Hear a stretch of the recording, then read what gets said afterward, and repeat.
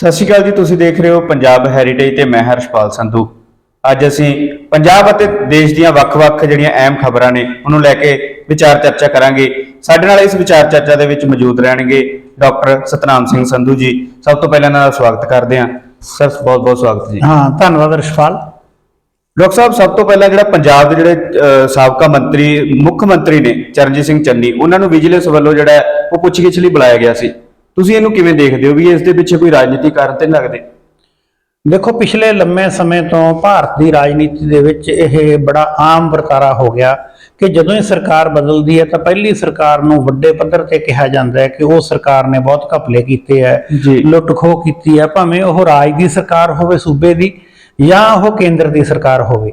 ਅਸੀਂ ਸਾਰੇ ਜਾਣਦੇ ਹਾਂ, ਜੇ ਇਸ ਨੂੰ ਥੋੜਾ ਜਿਹਾ ਅਸੀਂ ਵੱਡੇ ਪਰਸਪੈਕਟਿਵ ਦੇ ਵਿੱਚ ਦੇਖੀਏ, ਜਦੋਂ ਕੇਂਦਰ ਦੇ ਵਿੱਚ ਭਾਰਤੀ ਜਨਤਾ ਪਾਰਟੀ ਦੀ ਸਰਕਾਰ ਆਪਣਾ ਮੈਨੀਫੈਸਟੋ ਲੈ ਕੇ ਲੋਕਾਂ ਦੇ ਵਿੱਚ ਗਈ ਸੀ ਤਾਂ ਉਦੋਂ ਉਹਨਾਂ ਨੇ ਕਿਹਾ ਸੀ ਕਿ ਬਹੁਤ ਸਾਰੇ ਲੋਕ ਲੱਖਾਂ ਕਰੋੜਾਂ ਅਰਬਾਂ ਰੁਪਏ ਦਾ ਕਾਲਾ ਧਨ ਲੈ ਕੇ ਬਾਹਰਲੇ ਦੇਸ਼ਾਂ ਦੇ ਵਿੱਚ ਚਲੇ ਗਏ। ਬਾਬਾ ਰਾਮਦੇਵ ਵੀ ਕਈ ਸਟੇਜਾਂ ਦੇ ਉੱਤੋਂ ਅਨਾਉਂਸ ਕਰਦਾ ਦੇਖਿਆ ਗਿਆ ਕਿ ਕਾਲਾ ਧਨ ਵਾਪਸ ਲੈ ਕੇ ਆਵਾਂਗੇ।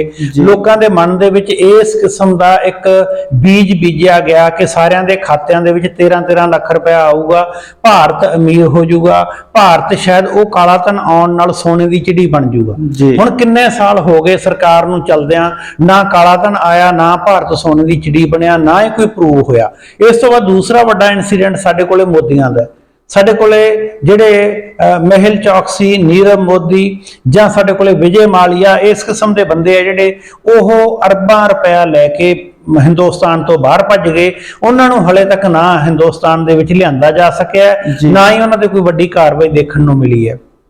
यह केस आम तौर पर जो नेड़े चोण होंदी है, जो इस चोण का राजनीतिक प्रभाव पाना होवे, उस समय इस किस्म के केसां नूं वड्डे पद्धर ते खोलिया जांदा है। कोई माड़ी गल नहीं, जे कोई करप्शन करता है उन्होंने फड़ना चाहिए, फड़ के उन्होंने सज़ा भी देनी चाहिए है। पर जदों कोई भी नेता गद्दी ते हुंदा है, उहदे बारे रौला पाया जाता है, उस तो बाद पता नहीं की हुंदा है। जदों ओह दल बदल के दूजी पार्टी दे विच चला जाता है तो एकदम वो नेता की छवि भी ठीक हो जाती है, केस भी वापस चले जाते हैं, ਉਹਦੇ ਪਿੱਛੇ ਲੱਗੀਆਂ ਹੋਈਆਂ ਵੱਡੀਆਂ ਜਿਹੜੀਆਂ ਏਜੰਸੀਆਂ ਉਹ ਵੀ ਪਿੱਛੇ ਹਟ ਜਾਂਦੀਆਂ।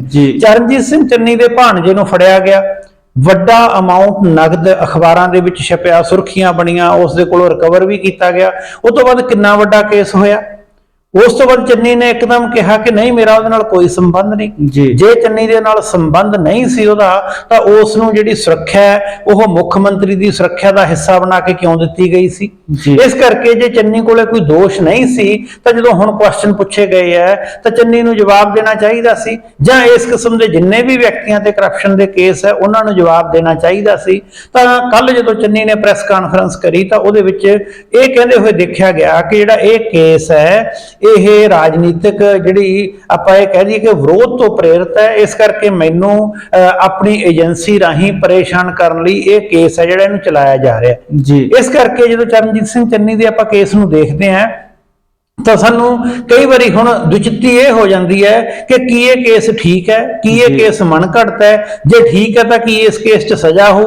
ਕਿਉਂਕਿ ਪਹਿਲਾਂ ਕਦੇ ਕਿਸੇ ਵੀ ਵੱਡੇ ਨੇਤਾ ਨੂੰ ਕਿਸੇ ਵੀ ਕਰਪਸ਼ਨ ਦੇ ਕੇਸ ਦੇ ਵਿੱਚ ਨਾ ਫੜਿਆ ਦੇਖਿਆ, ਨਾ ਸਜ਼ਾ ਹੋਈ ਦੇਖੀ ਹੈ। ਇਹ ਰੌਲਾ ਬਹੁਤ ਵੱਡੇ ਪੱਧਰ ਤੇ ਪੈਂਦਾ ਹੈ। ਇਸ ਦੇ ਲਈ ਅੱਜ ਕੱਲ ਜਦੋਂ ਹੁਣ ਚੰਨੀ ਦਾ ਰੌਲਾ ਪੈ ਰਿਹਾ ਹੈ ਤਾਂ ਆਮ ਤੌਰ ਤੇ ਮੰਨਿਆ ਇਹ ਜਾ ਰਿਹਾ ਹੈ ਕਿ ਜਲੰਧਰ ਦੀ ਜਿਹੜੀ ਜਿਮਨੀ ਚੋਣ ਹੈ ਉਹ ਰਿਜ਼ਰਵ ਸੀਟ ਹੈ, ਉੱਥੇ ਚੰਨੀ ਕਿਸੇ ਕਿਸਮ ਦਾ ਪ੍ਰਭਾਵ ਨਾ ਪਾਵੇ। ਤੁਹਾਡੇ ਯਾਦ ਹੋਣਾ ਪਹਿਲਾਂ ਜਿਹੜਾ ਹੁਣ 25 ਕਰੋੜ ਰੁਪਇਆ ਉੱਥੇ ਦੇ ਕੇ ਆਂਦਾ ਹੈ, ਉਹਦਾ ਚੈੱਕ ਨਾਲ ਲੈ ਕੇ ਚਰਨਜੀਤ ਸਿੰਘ ਚੰਨੀ ਨੇ ਬਤੌਰ ਮੁੱਖ ਮੰਤਰੀ ਉਸ ਡੇਰੇ ਦੇ ਵਿੱਚ ਫੋਟੋ ਖਿਚਾਈ ਸੀ। ਉਸ ਡੇਰੇ ਦਾ ਉੱਥੋਂ ਦੇ ਵੋਟਰਾਂ ਤੇ ਵੱਡਾ ਪ੍ਰਭਾਵ ਹੈ। ਇਸ ਕਰਕੇ ਜਿਹੜੀ ਕਾਂਗਰਸ ਪਾਰਟੀ ਆ ਉਹ ਇਸ ਨੂੰ ਇਸ ਰੂਪ ਦੇ ਵਿੱਚ ਦੇਖਣ ਦੀ ਕੋਸ਼ਿਸ਼ ਕਰ ਰਹੀ ਹੈ ਕਿ ਇੱਕ ਰਾਜਨੀਤੀ ਤੋਂ ਪ੍ਰੇਰਿਤ ਜਿਮਨੀ ਚੋਣ ਨੂੰ ਆਧਾਰ ਬਣਾ ਕੇ ਸ਼ਾਇਦ ਸਾਨੂੰ ਕਿਸੇ ਵਿਰੋਧ ਦੇ ਅਧੀਨ ਪਾਸੇ ਕਰਨ ਦੀ ਕੋਸ਼ਿਸ਼ ਕੀਤੀ ਜਾ ਰਹੀ ਹੈ।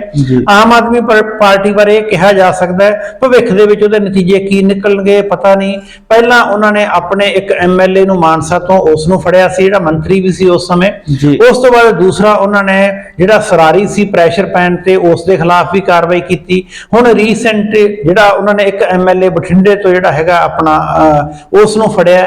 ਇਸ ਕਰਕੇ ਉਹਨਾਂ ਤੇ ਕੀ ਕਾਰਵਾਈ ਹੁੰਦੀ ਹੈ, ਚੰਨੀ ਤੇ ਕੀ ਕਾਰਵਾਈ ਹੁੰਦੀ ਹੈ, ਰਾਜਨੀਤਿਕ ਕਰਪਸ਼ਨ ਦਾ ਨਤੀਜਾ ਕੀ ਨਿਕਲਦਾ ਹੈ, ਇਹ ਆਉਣ ਵਾਲੇ ਸਮੇਂ ਦੇ ਵਿੱਚ ਹੀ ਸਾਨੂੰ ਪਤਾ ਲੱਗੂਗਾ। ਜੀ। ਹਲੇ ਤੱਕ ਤਾਂ ਉਮੀਦ ਹੀ ਕੀਤੀ ਜਾ ਸਕਦੀ ਹੈ ਕਿ ਕਰਪਸ਼ਨ ਨੂੰ ਨੱਥ ਪਾਉਣ ਵਾਸਤੇ ਸਰਕਾਰਾਂ ਸੀਰੀਅਸਲੀ ਕੰਮ ਕਰਨਗੀਆਂ, ਤਾਂ ਕਿ ਲੋਕਾਂ ਨੂੰ ਵਿਸ਼ਵਾਸ ਹੋਵੇ ਕਿ ਜਿਸ ਵਿਅਕਤੀ ਨੂੰ ਕਰਪਸ਼ਨ ਕਰਦੇ ਫੜਿਆ ਜਾਂਦਾ ਹੈ ਉਹਦਾ ਕੋਈ ਨਾ ਕੋਈ ਰਿਜ਼ਲਟ ਜ਼ਰੂਰ ਨਿਕਲਦਾ ਹੈ। ਜੀ ਡਾਕਟਰ ਸਾਹਿਬ, ਤਖਤ ਸਾਹਿਬ ਸ੍ਰੀ ਦਮਦਮਾ ਸਾਹਿਬ ਪੁਲਿਸ ਅਤੇ ਜਿਹੜੇ ਅੰਮ੍ਰਿਤਪਾਲ ਇਸ ਦੇ ਵਿੱਚ ਕਸ਼ਮਕਸ਼ ਚੱਲਦੀ ਰਹੀ ਜੀ। ਇਸ ਦੇ ਬਾਅਦ ਜੇ ਦੇਖਿਆ ਜਾਵੇ ਤਾਂ ਇਸ ਮੌਕੇ ਜਿਹੜੇ ਲੋਕਾਂ ਦੀ ਆਮਦ ਵੀ ਉਹ ਘਟੀ ਲੱਗਦੀ ਹੈ ਜੀ। ਤੁਸੀਂ ਇਹਨੂੰ ਕਿਵੇਂ ਦੇਖਦੇ ਹੋ ਜੀ? ਦੇਖੋ, ਪਿਛਲੇ ਦਿਨਾਂ ਦੇ ਵਿੱਚ ਅਸੀਂ ਸਾਰੇ ਜਾਣਦੇ ਹਾਂ ਕਿ ਵੱਡੇ ਪੱਧਰ ਤੇ ਮੀਡੀਆ ਦੇ ਵਿੱਚ ਪ੍ਰਚਾਰ ਕੀਤਾ ਗਿਆ। ਉਸ ਪ੍ਰਚਾਰ ਦੇ ਵਿੱਚ ਇਹ ਕਿਹਾ ਗਿਆ ਕਿ ਅੰਮ੍ਰਿਤਪਾਲ ਹੈ ਜਿਹੜਾ ਉਹ ਸਰੈਂਡਰ ਕਰਨ ਜਾ ਰਿਹਾ ਤਖਤ ਸਾਹਿਬ ਤੇ ਜੀ। ਅੰਮ੍ਰਿਤਪਾਲ ਦੀਆਂ ਵੀਡੀਓ ਰਿਲੀਜ਼ ਕੀਤੀਆਂ ਗਈਆਂ। ਉਹਨਾਂ ਵੀਡੀਓ ਦੇ ਵਿੱਚ ਇਹ ਵੀ ਕਿਹਾ ਗਿਆ ਕਿ ਮੈਂ ਤਖਤ ਸਾਹਿਬ ਤੇ ਜਾ ਕੇ ਸਰੈਂਡਰ ਕਰ ਸਕਦਾ ਹਾਂ, ਤੇ ਇਸ ਦਾ ਸਿੱਧੇ ਤੌਰ ਤੇ ਜਥੇਦਾਰ ਅਕਾਲ ਤਖਤ ਗਿਆਨੀ ਹਰਪ੍ਰੀਤ ਸਿੰਘ ਜੀਆਂ ਵੱਲੋਂ ਖੰਡਨ ਵੀ ਕੀਤਾ ਗਿਆ ਕਿ ਨਹੀਂ, ਅਕਾਲ ਤਖਤ ਸਾਹਿਬ ਤੇ ਇਸ ਕਿਸਮ ਦੀ ਗੱਲ ਨਹੀਂ ਹੋਣੀ ਚਾਹੀਦੀ। ਪਰ ਇਸ ਸਾਰੇ ਦੇ ਵਿੱਚ ਲਗਾਤਾਰ ਜਿਹੜੀ ਸਰਕਾਰ ਔਰ ਅਕਾਲ ਤਖਤ ਸਾਹਿਬ ਜਾਂ ਸਿੱਖ ਜਿਹੜੇ ਮਾਸਸ ਹੈ ਉਹਨਾਂ ਦੇ ਵਿੱਚ ਕਸ਼ਮਕਸ਼ ਵੱਧਦੀ ਗਈ। ਲਗਾਤਾਰ ਸਰਕਾਰ ਚੌਕਸ ਹੁੰਦੀ ਗਈ। ਉਹਨਾਂ ਨੇ ਜਿਹੜੀ ਸੁਰੱਖਿਆ ਵਧੇਰੇ ਕੀਤੀ। ਸੁਰੱਖਿਆ ਦੇ ਵਧਣ ਨਾਲ ਅਕਾਲ ਤਖਤ ਸਾਹਿਬ ਦੇ ਜਥੇਦਾਰ ਨੇ ਪਿਛਲੇ ਦਿਨਾਂ ਦੇ ਵਿੱਚ ਪੱਤਰਕਾਰਾਂ ਦੀ ਮੀਟਿੰਗ ਦੇ ਵਿੱਚ ਵੀ ਕਿਹਾ, ਤੇ ਕੱਲ ਫਿਰ ਉਹਨਾਂ ਨੇ ਅਨਾਉਂਸ ਕੀਤਾ ਕਿ ਸਿੱਖਾਂ ਨੂੰ ਡਰਾਉਣ ਦੀ, ਧਮਕਾਉਣ ਦੀ ਕੋਸ਼ਿਸ਼ ਕੀਤੀ ਜਾ ਰਹੀ ਹੈ। ਤੇ ਹੋ ਸਕਦਾ ਜੇ ਉੱਥੇ ਗਿਣਤੀ ਘਟੀ ਹੈ ਸ਼ਰਧਾਲੂਆਂ ਦੇ ਆਉਣ ਦੀ, ਉਹਦੇ ਵਿੱਚ ਕਿਤੇ ਨਾ ਕਿਤੇ ਅਜਿਹਾ ਕਾਰਨ ਵੀ ਹੋਵੇ ਕਿ ਫੋਰਸ ਵੱਧ ਲਗਾਈ ਗਈ ਹੈ, ਕੋਈ ਅਣਸਖਾਵੀ ਘਟਨਾ ਨਾ ਵਾਪਰ ਜੇ। ਜਿਹੜੇ ਸ਼ਰਧਾਲੂ ਸਿੱਖ ਹੈ ਉਹ ਥੋੜਾ ਬਹੁਤਾ ਕਿਨਾਰਾ ਕਰ ਜਾਂਦੇ ਆ ਕਿ ਅਸੀਂ ਅੱਗੇ ਪਿੱਛੇ ਜਾ ਆਵਾਂਗੇ, ਅੱਜ ਦੇ ਵਿਸ਼ੇਸ਼ ਦਿਨ ਤੇ ਨਾ ਜਾਈਏ। ਕੱਲ ਜਥੇਦਾਰ ਸਾਹਿਬ ਨੇ ਇੱਕ ਹੋਰ ਵੱਡੀ ਅਪੀਲ ਕੀਤੀ ਸਿੱਖਾਂ ਨੂੰ ਕਿ ਉਹਨਾਂ ਨੂੰ ਆਪਣੇ ਨਾਲ ਹਥਿਆਰ ਜ਼ਰੂਰ ਰੱਖਣਾ ਚਾਹੀਦਾ ਹੈ, ਕਿਰਪਾਨ ਰੱਖਣੀ ਚਾਹੀਦੀ ਹੈ। ਇਸ ਕਰਕੇ ਮੈਨੂੰ ਇਹ ਲੱਗਦਾ ਕਿ ਆਉਣ ਵਾਲੇ ਦਿਨਾਂ 'ਚ ਜਿਹੜੀ ਕਸ਼ਮਕਸ਼ ਹੈ ਉਹ ਘਟਣ ਦੀ ਬਜਾਏ ਹੋਰ ਵੱਧ ਰਹੀ ਹੈ, ਤੇ ਕੋਈ ਸ਼ਾਂਤੀ ਵਾਲਾ ਮਾਹੌਲ ਨਹੀਂ ਹੈ। ਵਿਸਾਖੀ ਦਾ ਤਿਉਹਾਰ ਹੈ ਜਿਹੜਾ, ਇਸ ਨੂੰ ਖਾਲਸਾ ਦੀ ਸਾਜਨਾ ਨਾਲ ਜੋੜਿਆ ਜਾਂਦਾ ਹੈ, ਤੇ ਦਮਦਮਾ ਸਾਹਿਬ ਦੀ ਵਿਸਾਖੀ ਨੂੰ ਵਿਸਾਖੀ ਦਾ ਮੇਲਾ ਵੀ ਕਿਹਾ ਜਾਂਦਾ ਹੈ। ਉੱਥੇ ਮੇਲਾ ਤੇ ਸ਼ਰਧਾ ਦੋਵੇਂ ਮਿਲੇ ਜੁਲੇ ਹੁੰਦੇ ਆ, ਲੋਕ ਬੜੇ ਚਾਅ ਨਾਲ ਉੱਥੇ ਆਉਂਦੇ ਆ, ਤੇ ਇਸ ਕਰਕੇ ਮੈਨੂੰ ਇਹ ਲੱਗਦਾ ਕਿ ਕੱਲ ਥੋੜਾ ਜਿਹਾ ਜਦੋਂ ਪੁਲਿਸ ਫੋਰਸ ਜਾਂ ਲੋੜ ਤੋਂ ਵਧੇਰੇ ਸੁਰੱਖਿਆ ਲਗਾਈ ਗਈ ਸੀ, ਕਿਤੇ ਨਾ ਕਿਤੇ ਉਹਦਾ ਲੋਕਾਂ ਦੇ ਮਨ ਦੇ ਵਿੱਚ ਖਦਸ਼ਾ ਜ਼ਰੂਰ ਹੁੰਦਾ ਹੈ ਕਿ ਹੋ ਸਕਦਾ ਕੋਈ ਅਣਸਖਾਵੀ ਘਟਨਾ ਵਾਪਰੀ, ਤਾਂ ਇਸ ਤੋਂ ਬਿਹਤਰ ਇਹੀ ਹੈ ਕਿ ਨਾ ਜਾਇਆ ਜਾਵੇ। ਮੈਨੂੰ ਲੱਗਦਾ ਹੈ ਇੱਕ ਕਾਰਨ ਇਹ ਵੀ ਹੋ ਸਕਦਾ ਕਿ ਲੋਕਾਂ ਦੀ ਉੱਥੇ ਆਮਦ ਘਟੀ ਹੈ। ਜੀ ਡਾਕਟਰ ਸਾਹਿਬ, ਬੀਤੇ ਦਿਨ ਜਿਹੜੇ ਮੁੱਖ ਮੰਤਰੀ ਭਗਵੰਤ ਮਾਨ ਨੇ ਇਹਨਾਂ ਦੁਆਰਾ ਜਿਹੜਾ ਇੱਕ ਬਿਆਨ ਦਿੱਤਾ ਗਿਆ ਕਿ ਜਿਹੜੇ ਦੇਸ਼ ਦਾ ਜਿਹੜਾ ਪੰਜਾਬ ਜਿਹੜਾ ਉਹ ਦੇਸ਼ ਦਾ ਇੱਕ ਸ਼ਾਂਤੀਪੂਰਵਕ ਸੂਬਿਆਂ ਦੇ ਵਿੱਚੋਂ ਗਿਣਿਆ ਜਾਂਦਾ ਜੀ। ਤੁਸੀਂ ਕਿਵੇਂ ਦੇਖਦੇ ਹੋ ਵੀ ਇਹਨਾਂ ਵੱਲੋਂ ਇਹ ਵੀ ਕਿਹਾ ਗਿਆ ਉਦਯੋਗਪਤੀ ਨੇ ਜਿਹੜੇ ਉਹ ਪੰਜਾਬ ਦੇ ਵਿੱਚ ਇਸੇ ਕਾਰਨ ਨਿਵੇਸ਼ ਕਰਨ ਲਈ ਤਿਆਰ ਨੇ? ਦੇਖੋ, ਪੰਜਾਬ ਦੇ ਵਿੱਚ ਇਹ ਦੋ ਸਵਾਲ ਆਪਣੇ ਹੋ ਗਏ। ਇੱਕ ਤਾਂ ਇਹ ਹੋ ਗਿਆ ਕਿ ਪੰਜਾਬ ਸ਼ਾਂਤ ਸੂਬਾ ਹੈ, ਦੂਸਰਾ ਇਹ ਹੋ ਗਿਆ ਕਿ ਉਦਯੋਗਪਤੀ ਪੰਜਾਬ ਦੇ ਵਿੱਚ ਨਿਵੇਸ਼ ਕਰਨ ਨੂੰ ਤਿਆਰ ਹੈ। ਪਹਿਲਾਂ ਆਪਾਂ ਪਹਿਲਾ ਸਵਾਲ ਲੈਂਦੇ ਆ। ਕੋਈ ਸ਼ੱਕ ਨਹੀਂ ਕਿ ਪੰਜਾਬ ਦੇ ਵਿੱਚ ਤੜੀ ਪਾਰ ਕਿਸਮ ਦਾ ਜਿਹੜਾ ਆਪਾਂ ਕਹਿ ਦਈਏ ਗੁੰਡਾਗਰਦੀ ਨਹੀਂ ਹੈ। ਇੱਥੇ ਛੋਟੇ ਛੋਟੇ ਗਲੀ ਮੁਹੱਲੇ ਦੇ ਵਿੱਚ ਬਦਮਾਸ਼ ਦੇਖਣ ਨੂੰ ਨਹੀਂ ਮਿਲਦੇ ਸੀ। ਇਹ ਬੜਾ ਰੀਸੈਂਟ ਫੈਨੋਮੈਨਾ ਹੈ ਕਿ ਅੱਜ ਕੱਲ੍ਹ ਦੇਖਣ ਨੂੰ ਮਿਲ ਰਿਹਾ ਹੈ ਕਿ ਕੋਈ ਗੈਂਗ ਬਣ ਕੇ ਫਰੋਤੀਆਂ ਮੰਗੀਆਂ ਜਾ ਰਹੀਆਂ, ਪਰ ਉਹ ਬਹੁਤ ਕਾਮਨ ਨਹੀਂ ਹੈ, ਬੜੀਆਂ ਰੇਅਰ ਹੈ। ਉਹਨਾਂ ਦਾ ਜਿਹੜਾ ਆਪਾਂ ਇਹ ਕਹਿ ਦਈਏ ਕਿ ਪ੍ਰਭਾਵ ਹੈ ਉਹ ਆਮ ਕਰਕੇ ਸਿੰਗਰਾਂ ਤੱਕ, ਉਹਨਾਂ ਦੀ ਆਪਸੀ ਲੜਾਈ ਤੱਕ ਸੀਮਤ ਹੈ। ਹਲੇ ਤੱਕ ਬਹੁਤ ਘੱਟ ਹੈ ਕਿ ਸਿੱਧੇ ਤੌਰ ਤੇ ਕਿਸੇ ਵੱਡੇ ਇੰਡਸਟਰੀਲਿਸਟਾਂ ਨੂੰ ਉਹਨਾਂ ਨੇ ਹੱਥ ਪਾਇਆ ਹੋਵੇ। ਜੇ ਕਿਤੇ ਇੱਕਾ ਦੁੱਕਾ ਥਾਵਾਂ ਤੇ ਪਾਇਆ ਹੋਵੇ ਤਾਂ ਉਹ ਛੋਟੀਆਂ ਘਟਨਾਵਾਂ ਇਹੋ ਜਿਹੀਆਂ ਵਾਪਰਦੀਆਂ ਰਹਿੰਦੀਆਂ।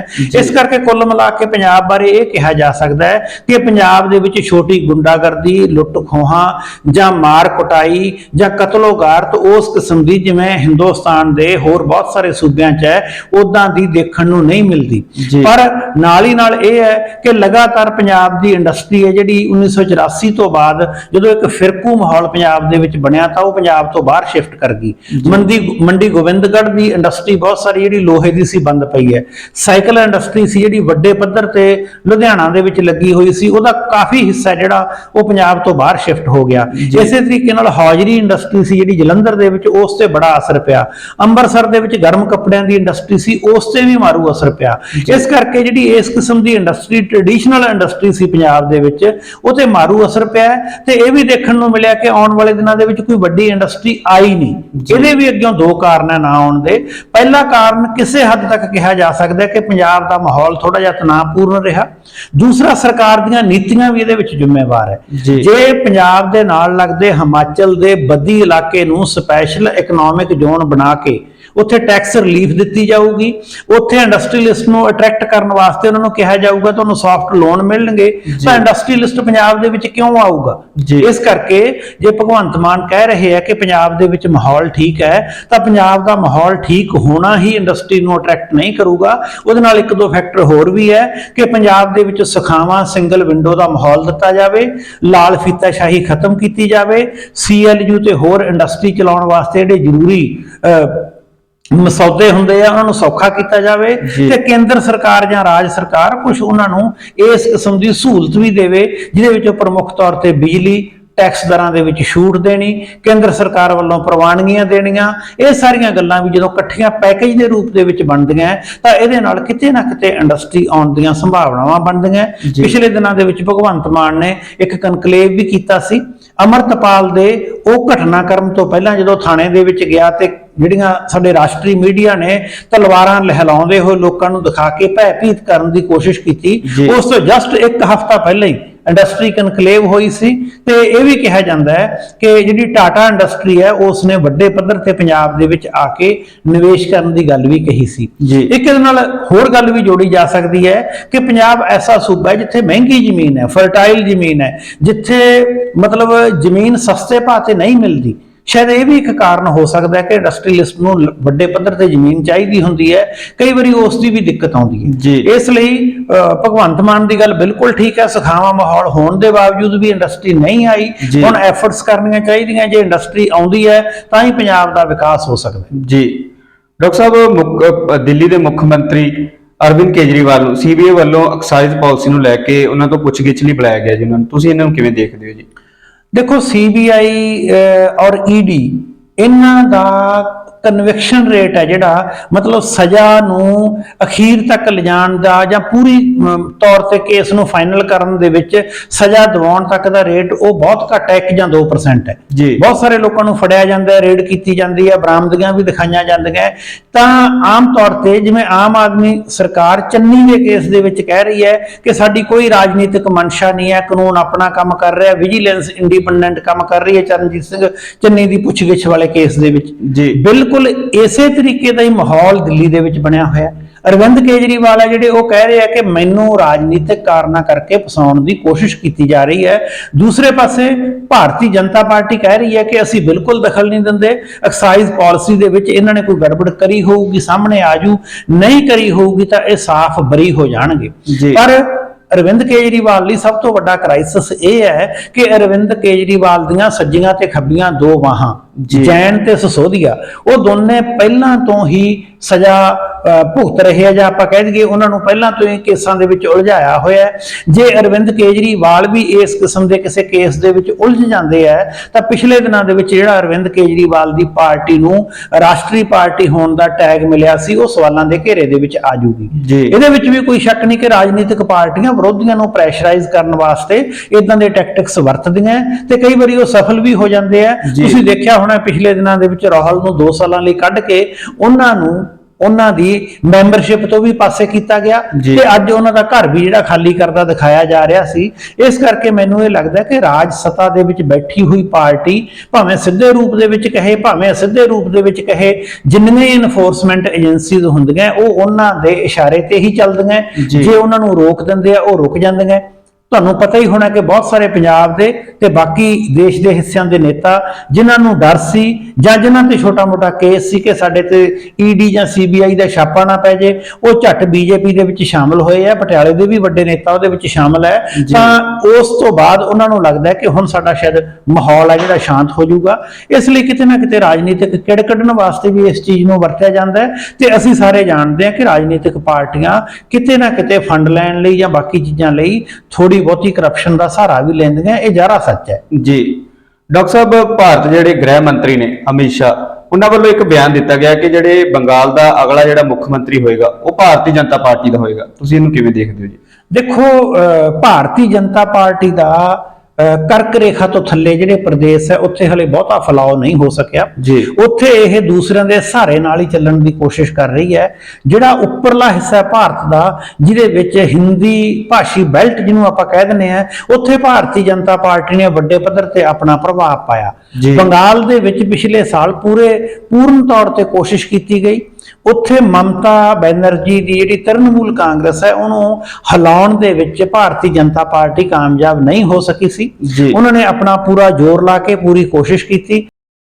ਜਿੱਥੋਂ ਤੱਕ ਬੰਗਾਲ ਦੀ ਗੱਲ ਆਪਾਂ ਕਰ ਰਹੇ ਸੀ, ਬੰਗਾਲ ਦੀ ਸਮੱਸਿਆ ਇਹੀ ਰਹੀ ਹੈ ਕਿ 24 ਦੇ ਇਲੈਕਸ਼ਨ ਵਾਸਤੇ ਭਾਰਤੀ ਜਨਤਾ ਪਾਰਟੀ ਕੋਸ਼ਿਸ਼ ਕਰ ਰਹੀ ਹੈ ਕਿ ਉੱਥੇ ਇਹੋ ਜਿਹਾ ਮਾਹੌਲ ਬਣੇ, ਮਹਾਰਾਸ਼ਟਰ ਦੇ ਵਿੱਚ ਇਹੋ ਜਿਹਾ ਮਾਹੌਲ ਬਣੇ, ਜਿਸ ਕਰਕੇ ਉਹਨਾਂ ਨੂੰ ਜੋ ਨਿਸ਼ਾਨਾ ਰੱਖ ਕੇ ਜਿਹੜੇ ਸਾਡੇ ਗ੍ਰਹਿ ਮੰਤਰੀ ਅਮਿਤ ਸ਼ਾਹ ਚੱਲ ਰਹੇ ਹੈ ਕਿ ਅਸੀਂ 300 ਤੋਂ ਪਾਰ ਲੈ ਕੇ ਜਾਣਾ ਹੈ ਜਿਹੜੀਆਂ ਸਾਡੀਆਂ ਅਗਲੀਆਂ ਲੋਕ ਸਭਾ ਚੋਣਾਂ ਹੋਣਗੀਆਂ, ਤਾਂ ਮੈਨੂੰ ਲੱਗਦਾ ਹੈ ਕਿ ਉਸ ਨੂੰ ਆਧਾਰ ਬਣਾ ਕੇ ਹਰ ਰਾਜਨੀਤਿਕ ਪਾਰਟੀ ਆਪਣੇ ਆਪ ਨੂੰ ਵੱਡਾ ਕਰਕੇ ਦਿਖਾਉਂਦੀ ਹੁੰਦੀ ਹੈ। ਤੇ ਇਹਦੇ ਵਿੱਚ ਵੀ ਕੋਈ ਸ਼ੱਕ ਨਹੀਂ ਕਿ ਭਾਰਤੀ ਜਨਤਾ ਪਾਰਟੀ ਅੱਜ ਸਭ ਤੋਂ ਵੱਡੀ ਤਾਕਤਵਰ ਪਾਰਟੀ ਹੈ ਤੇ ਰਾਜ ਸੱਤਾ ਦੇ ਵਿੱਚ ਵੀ ਹੈ ਤੇ ਉਹਨਾਂ ਕੋਲੇ ਐਬਸੋਲੂਟ ਪਾਵਰ ਵੀ ਹੈਗੀ ਹੈ। ਜੀ ਜੀ ਡਾਕਟਰ ਸਾਹਿਬ, ਚੀਨ ਦੇ ਵੱਲੋਂ ਜਿਹੜਾ ਇੱਕ ਦਾਅਵਾ ਕੀਤਾ ਜਾ ਰਿਹਾ ਹੈ ਕਿ ਜਿਹੜਾ ਯੂਕਰੇਨ ਯੁੱਧ ਚੱਲ ਰਿਹਾ ਉਸ ਦੇ ਵਿੱਚ ਅਸੀਂ ਕਿਸੇ ਵੀ ਧਿਰ ਨੂੰ ਜਿਹੜਾ ਉਹ ਹਥਿਆਰ ਦੀ ਸਪਲਾਈ ਨਹੀਂ ਕਰਾਂਗੇ, ਤੁਸੀਂ ਇਹਨੂੰ ਕਿਵੇਂ ਦੇਖਦੇ ਹੋ ਜੀ? ਦੇਖੋ, ਭਾਵੇਂ ਜਿਹੜਾ ਪਬਲਿਕ ਪਲੇਟਫਾਰਮ ਹੈ ਇੰਟਰਨੈਸ਼ਨਲ ਲੈਵਲ ਤੇ ਉਸ ਤੇ ਚੀਨ ਜੋ ਮਰਜ਼ੀ ਦਾਅਵਾ ਕਰੇ, ਪਰ ਸਾਨੂੰ ਇਹ ਚੰਗੀ ਤਰ੍ਹਾਂ ਪਤਾ ਹੈ ਕਿ ਸਾਡਾ ਜਿਹੜਾ ਸਮੁੱਚਾ ਵਿਸ਼ਵ ਹੈ ਉਹ ਦੋ ਖੇਮਿਆਂ ਦੇ ਵਿੱਚ ਵੰਡਿਆ ਹੋਇਆ ਹੈ। ਇੱਕ ਪ੍ਰੋ ਰਸ਼ੀਆ ਖੇਮਾ ਤੇ ਦੂਸਰਾ ਪ੍ਰੋ ਅਮਰੀਕਾ ਖੇਮਾ। ਪਿਛਲੇ ਦਿਨਾਂ ਦੇ ਵਿੱਚ ਹੀ ਸਾਡੇ ਕੋਲੇ ਇਹ ਖਬਰਾਂ ਦੇਖਣ ਨੂੰ ਮਿਲੀਆਂ ਕਿ ਅਮਰੀਕਾ ਦੇ ਵਿੱਚ ਇੱਕ ਬੈਲੂਨ ਹੈ, ਉਹਨਾਂ ਨੇ ਉਸ ਨੂੰ ਮਤਲਬ ਥੱਲੇ ਸਿੱਟ ਲਿਆ ਸੀ। ਉਹ ਕਿਹਾ ਜਾਂਦਾ ਸੀ ਕਿ ਚੀਨ ਦਾ ਉਹ ਜਸੂਸੀ ਕਰਨ ਵਾਲਾ ਜਿਹੜਾ ਇਨਸਟਰੂਮੈਂਟ ਸੀ ਉੱਥੇ ਭੇਜਿਆ ਗਿਆ ਸੀ, ਉਹਦੇ ਨਾਲ ਕਾਫੀ ਤਲਖੀ ਰਹੀ ਹੈ। ਲਗਾਤਾਰ ਚੀਨ ਤੇ ਅਮਰੀਕਾ ਦੇ ਆਰਥਿਕ ਸੰਬੰਧਾਂ ਨੂੰ ਲੈ ਕੇ ਕਿਤੇ ਨਾ ਕਿਤੇ ਤਲਖੀ ਬਣੀ ਰਹਿੰਦੀ ਹੈ।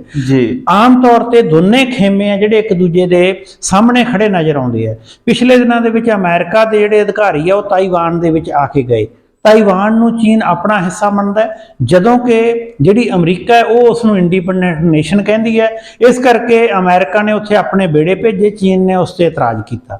ਹੁਣ ਭਾਵੇਂ ਪਬਲਿਕ ਪਲੇਟਫਾਰਮ ਤੇ ਸਿੱਧੇ ਤੌਰ ਤੇ ਚਾਈਨਾ ਇਹ ਨਾ ਕਹੇ ਕਿ ਅਸੀਂ ਕਿਸੇ ਵੀ ਧਿਰ ਦੀ ਸਪੋਰਟ ਨਹੀਂ ਕਰਾਂਗੇ, ਪਰ ਮੈਨੂੰ ਇਹ ਲੱਗਦਾ ਕਿ ਜਿੱਥੋਂ ਤੱਕ ਡਿਪਲੋਮੈਸੀ ਦੀ ਗੱਲ ਹੈ, ਜਿੱਥੋਂ ਤੱਕ ਡਾਇਰੈਕਟ ਔਰ ਇਨਡਾਇਰੈਕਟ ਸਪੋਰਟ ਦੀ ਲੋੜ ਹੈ, ਉਹ ਅੱਜ ਵੀ ਵਿਸ਼ਵ ਪੱਧਰ ਤੇ ਜਿਹੜਾ ਚਾਈਨਾ ਉਹ ਰਸ਼ੀਆ ਦੇ ਨਾਲ ਹੀ ਖੜਾ ਹੈ। ਯੂਰਪ ਹੈ ਜਿਹੜਾ ਉਹ ਇੱਕ ਵੱਖਰੀ ਧਿਰ ਹੈ, ਪੂਰੇ ਦਾ ਪੂਰਾ ਯੂਰਪ ਹੈ ਜਿਹੜਾ ਉਹ ਯੂਕਰੇਨ ਨੂੰ ਸਪੋਰਟ ਕਰ ਰਿਹਾ ਹੈ। ਬੁਨਿਆਦੀ ਤੌਰ ਤੇ ਜਿਹੜੀ ਰਸ਼ੀਆ ਤੇ ਯੂਕਰੇਨ ਦੀ ਲੜਾਈ ਹੈ, ਇਹ ਦੋ ਮੁਲਕਾਂ ਦੀ ਲੜਾਈ ਨਹੀਂ ਹੈ, ਇਹ ਦੋ ਵੱਡੀਆਂ ਸ਼ਕਤੀਆਂ ਦੀ ਲੜਾਈ ਹੈ। ਲੜ ਕੋਈ ਹੋਰ ਰਿਹਾ ਹੈ, ਉਹਨਾਂ ਦੀ ਬੈਕ ਤੇ ਕੋਈ ਹੋਰ ਹੈ।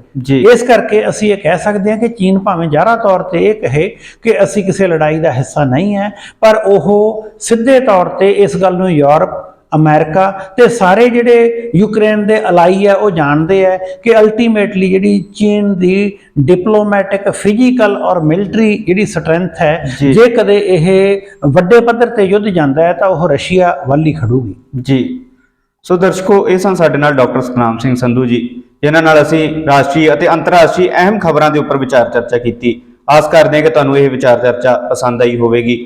ਸੋ ਡਾਕਟਰ ਸਾਹਿਬ, ਤੁਹਾਡਾ ਬਹੁਤ ਬਹੁਤ ਧੰਨਵਾਦ ਜੀ। ਧੰਨਵਾਦ ਰਿਸ਼ਪਾਲ।